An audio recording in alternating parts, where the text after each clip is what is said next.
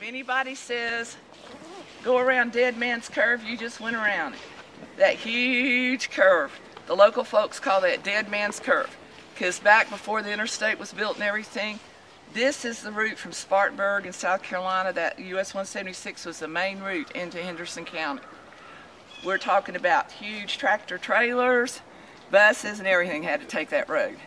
And Dead Man's Curve was treacherous. I don't know how many wrecks were on there, and many, many people died in wrecks. That's why it's called Dead Man's Curve.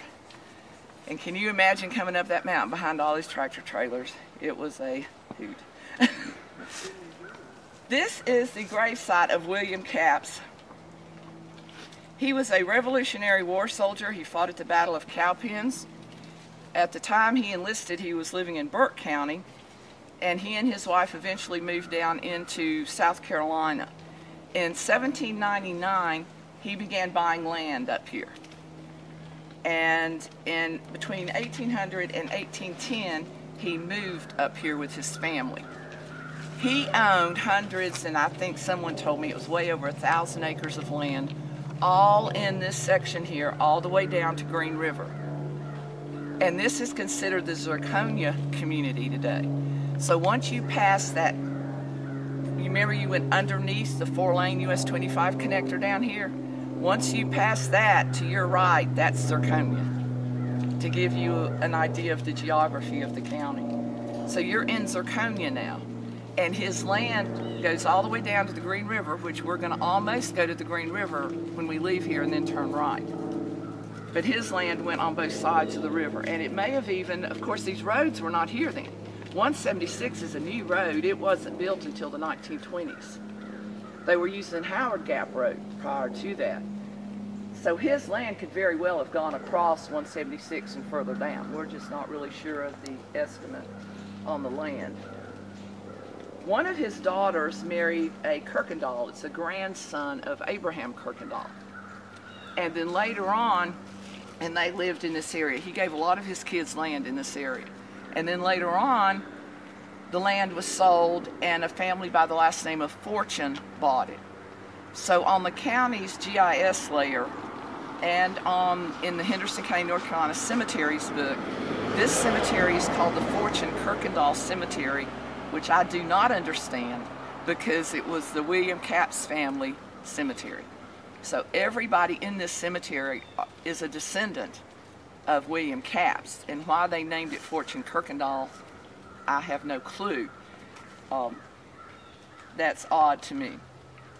Now, what happened was, my father was the Boy Scout leader of Troop 610 for more than 60 years. He was a member of that troop for like almost 70 years. And my aunt and uncle lived down on one of these houses, and Dad came in here and found this cemetery back in the 1960s or 70s. He got the Boy Scouts to come in, and they cleaned it out. Boy Scout Troop 610 has been maintaining this cemetery for 20 or 30 years. They made those pretty little wooden signs up there. They made this sign here. And when I was writing the cemetery series in 2004 and 5, my dad had died, and they had not maintained the cemetery in maybe 5 years since he had gotten sick. So I wrote the series. They came out and cleared out the trail again and cleaned it out. I don't think they've done that since, because when Toby Linville and I were here, this is the trail. We couldn't walk it. We tried. Toby came back later, brought some equipment, and we blazed our own trail to get down there. It's a little walk. It's maybe a fourth of a mile or something. And the cemetery's in good condition because it's in the woods and shaded by big trees, and so it's fine, not overgrown. But to get there is a nightmare. So we're not going to walk that. But I wanted you to know where it is, because it is a Revolutionary War veteran. William Capps, there's probably thousands and thousands and thousands of people in Henderson County descended from William Capps. We got two right here, Cindy and Sam. So we're going to leave now. We are going to turn right on North Lake Summit Road, right near Green River. And Sam and I will stop at the trail that will lead you to the site where the 3 bodies were found of the infamous triple murder, unsolved triple murder. My great uncle was Larry Chipman that found it.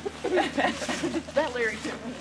In general terms, where is the cemetery? I have the sign down. You're just gonna have, I cannot tell you, you would have to have the trail. And I could get you there that way, but it's gonna take, you'd have to bring equipment if it sticks to snakes. If they lift up.